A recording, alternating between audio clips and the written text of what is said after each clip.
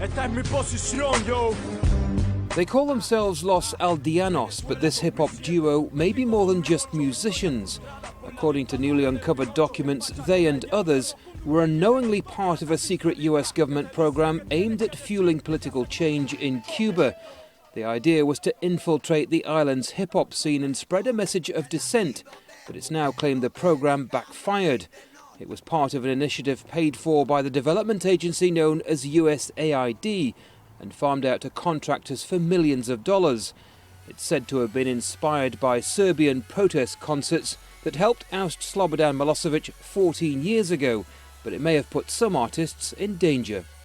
One of the biggest criticisms in all this is that young Cuban musicians were recruited into a program that had clear political goals in mind. It's alleged they weren't told that, and on at least 6 occasions both contractors and Cubans were detained and interrogated, potentially putting innocent Cuban artists at loggerheads with the Cuban authorities. USAID told Al Jazeera the program was never a secret, but part of an effort to strengthen Cuban society.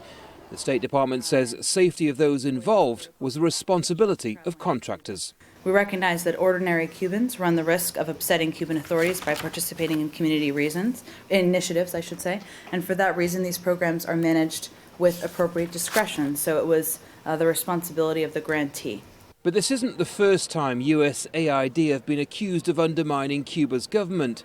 A pro-democracy fake Twitter account was also paid for by the agency, but among older Cuban Americans in Miami, programs like it are welcomed. I believe firmly that anything that can be done along those lines, perhaps not through USAID, so as not to